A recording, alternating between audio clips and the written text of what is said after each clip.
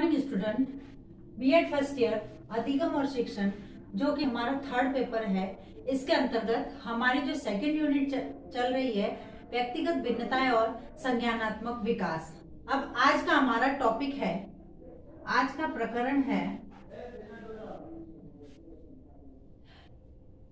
विशेष आवश्यकता वाले बच्चों का वर्गीकरण, पहचान, लक्षण, कारण एवं प्रारंभिक हस्तक्षेप।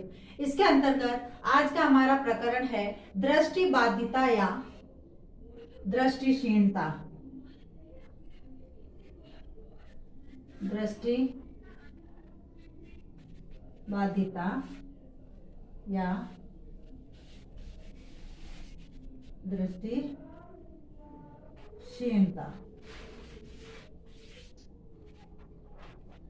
दृष्टिबाधिता यानी दृष्टिहीनता से आश्चर्य है या तो जिनको आंखों से कम दिखाई देता है दृष्टिबाधिता, और दृष्टिहीनता या फिर आंखों से एकदम बिल्कुल उनको दिखाई नहीं देता है, यानी आंखों से अंधे अर्थात चक्षुहीन बालकों को विकलांग स्थिति में सर्वाधिक खराब स्थिति का सामना करना पड़ता है क्योंकि उनको कुछ दिखाई नहीं देता है।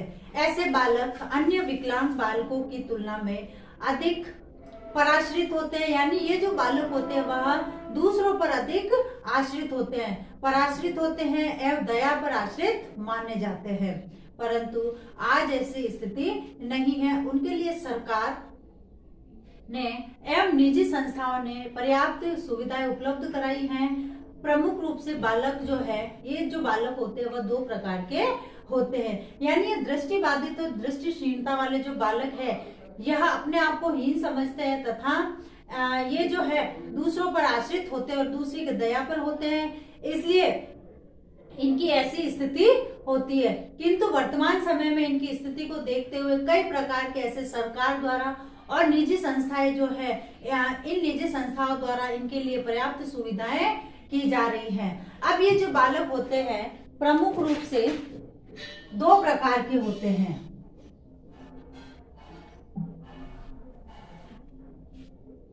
अब दो प्रकार के, पहला तो है पूर्ण दृष्टिबाधिता या नेत्रहीन। पूर्ण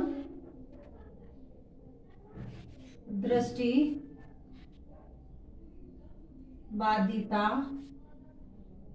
या नेत्रहीन, यानी जो बिल्कुल अंधे होते हैं, जिनको दिखाई नहीं देता है। एक प्रकार से तो ये, और दूसरा है अल्प दृष्टिबाधिता या दुर्बल। अल्प दृष्टिबाधिता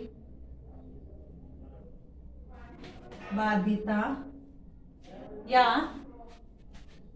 दुर्बल दृष्टि वाले।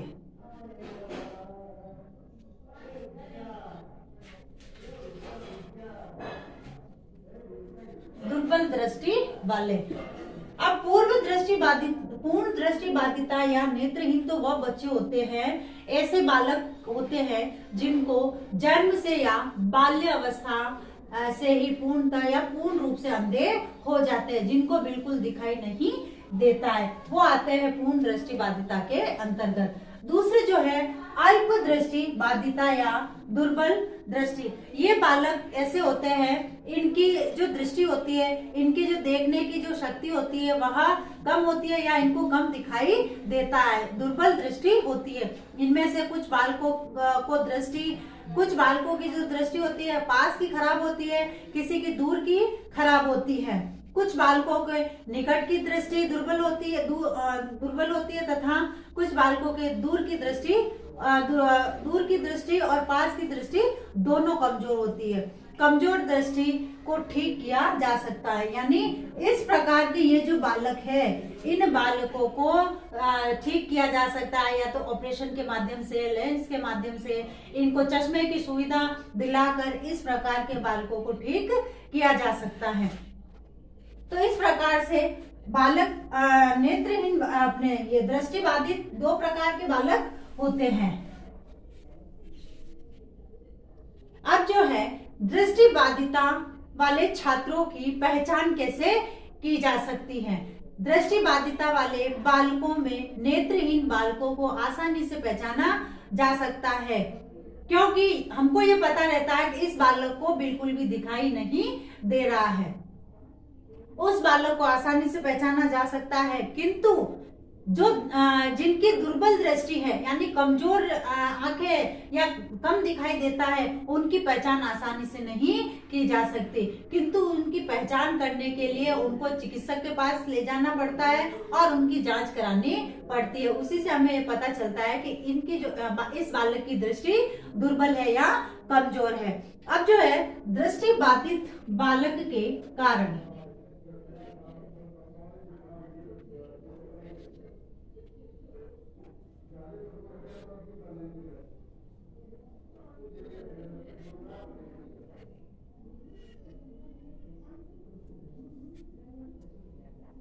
दृष्टि बाधित के कारण, अब ये जो दृष्टि बाधित जो बालक है इनके क्या कारण है, यानी ये जो है नेत्रहीन कैसे होते, किन कारणों से नेत्रहीनता पाई जाती है इनमें। सबसे पहले तो खून की कमी, विटामिन ए की कमी के कारण आंखों की दृष्टि में दोष आ जाता है, जिससे कि बालक दृष्टिहीन हो जाता है। सबसे पहला खून की कमी,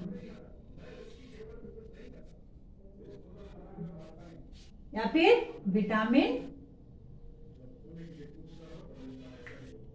ए की कमी के कारण, खून की कमी और विटामिन ए की कमी के कारण इनमें दृष्टि दोष नजर आते हैं। फिर है जैसे कभी कभार ऐसा होता है कि दुर्घटना होती है, मारपीट होती है या फिर चोट लग जाती है बच्चों को, तो चोट लगने के कारण भी आंख की दृष्टि समाप्त हो जाती है, उनकी देखने की जो शक्ति है वह खत्म हो जाती है या फिर कम हो जाती है।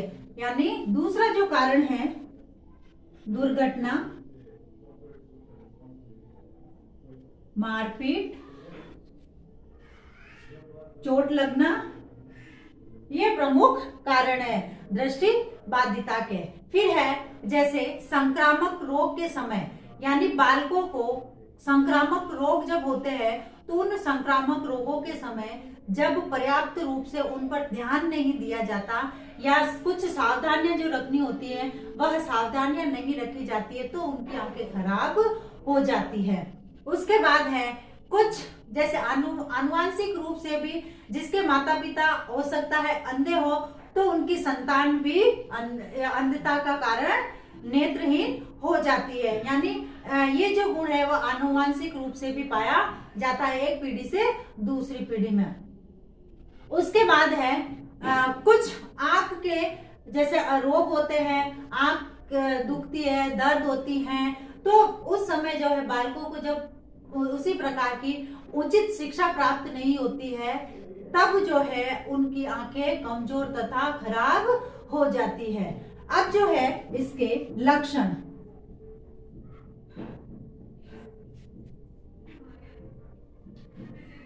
दृष्टि दोष से पीड़ित बालक विकलांग बालकों की तरह ही अपना भविष्य के प्रति चिंतित रहते हैं। यानी चाहे विकलांग बालक हो चाहे दृष्टि दोष से संबंधित बालक हो, इन दोनों को ही अपने भविष्य के बारे में चिंता रहती है। फिर दूसरा जो है लक्षण इसका, अन्य विकलांग बालकों की तरह इनमें भी हीनता की भावना आ जाती है क्योंकि यह दूसरों पर आश्रित होते हैं। तीसरा है ऐसे बालक जो है चिड़चिड़े स्वभाव के होते हैं। फिर है उत्साह का, इनमें जो है उत्साह का अभाव होता है और ये कार्य प्रारंभ करने में हिचकिचाते हैं। यानी हम किसी कार्य को करेंगे तो हो सकता है वो कार्य गलत हो जाए। फिर है ऐसे बालक जो है स्वप्न लोक की दुनिया में अधिक रहते हैं। यह बालक स्वप्न लोक की दुनिया में अधिक रहते हैं। फिर ये जो बालक होते हैं वह सामाजिक दृष्टि से कमजोर होते हैं क्योंकि सामाजिक जो कार्य है उन कार्यों में वह भाग नहीं ले पाते हैं। उसके बाद है इनमें जो है आत्मविश्वास की कमी होती है। फिर है एकांकीपन के कारण ये जो है अपने आप को किसी भी वातावरण में, समाज में जो है अपने आप को समायोजित नहीं कर पाते हैं, यानी इनमें समायोजन की क्षमता का अभाव होता है। फिर जो है इस प्रकार के जो बालक होते हैं, इस प्रकार के बालकों के लिए शिक्षा की व्यवस्था किस प्रकार से की जाए।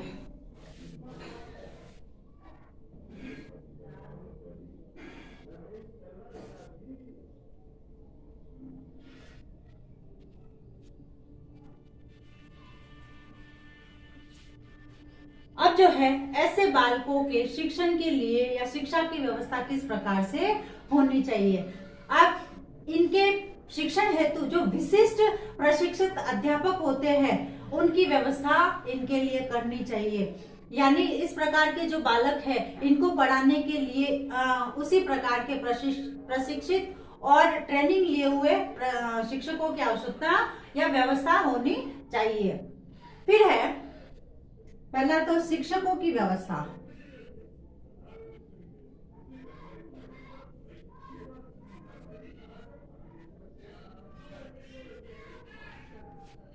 शिक्षकों की व्यवस्था। उसके बाद है दूसरा जो है इनके लिए विभिन्न विषयों की शिक्षा हेतु विशेष उपकरणों की व्यवस्था की जानी चाहिए। यानी जब बालक आंख से देख नहीं सकते हैं या इनको कम दिखाई देता है तो उनके लिए उसी प्रकार के उपकरणों की व्यवस्था होनी चाहिए। जैसे कानों से सुन सकते हैं तो उनके लिए उसी प्रकार के उपकरण जो है काम में लेने चाहिए। फिर दृष्टि दोष से पीड़ित बालकों हेतु ब्रेल लिपि, यानी अंधे बालकों के लिए ब्रेल लिपि, ब्रेल लिपि द्वारा इनको शिक्षण कराया जा सकता है। जैसे इसमें जो ब्रेल लिपि के साहित्य है, ब्रेल लिपि के साहित्य उपलब्ध कराकर इस लिपि का पर्याप्त मात्रा में प्रसार होना चाहिए, क्योंकि इसी लिपि के माध्यम से ये इस प्रकार के जो विशेष बालक है वह अपना शिक्षण कार्य कर सकते हैं। उसके बाद जैसे कम दिखाई देने वाले बालकों के लिए कक्षा में प्राकृतिक प्रकाश की उचित व्यवस्था होनी चाहिए। पूरी तथा जो है कक्षा की जो दीवारें हैं उनमें चमक होनी चाहिए जिससे कि उनको ठीक प्रकार से दिख सके। फिर है दृष्टि दोष वाले बालकों की शिक्षा में अध्यापक, प्रधानाध्यापक तथा स्वास्थ्य सेवक के सामूहिक सहयोग द्वारा पूर्ण सहयोग उनका होना चाहिए। फिर है अब जो है दृष्टि बाधित जो बालक है इनके लिए शैक्षणिक जो व्यवस्था है उस शैक्षणिक व्यवस्था के लिए कौन कौन से ऐसे साधन इनके लिए उपयोगी हो सकते हैं। जैसे ब्रेल स्टेट, ब्रेल पुस्तकें,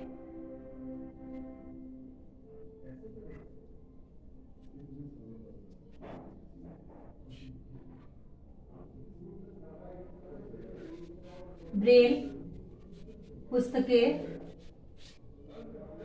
फिर है दूसरा जो है ध्वनि युक्त जो कैसेट होते हैं, ऑडियो वगैरह तथा बोलने वाली पुस्तकें, इनकी व्यवस्था होनी चाहिए।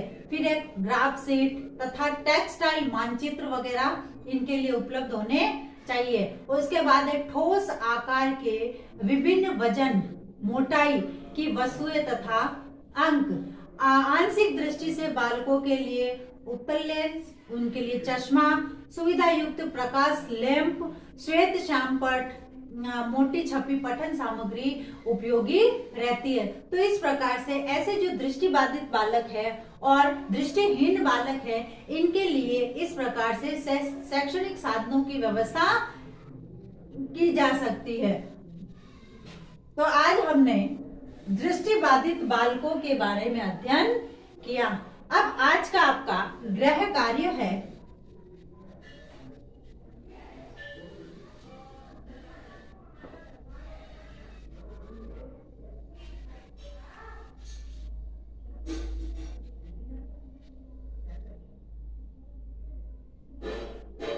दृष्टि बाधित के प्रकार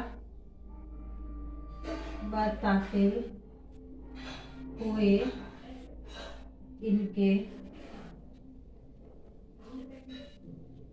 कारण बताइए।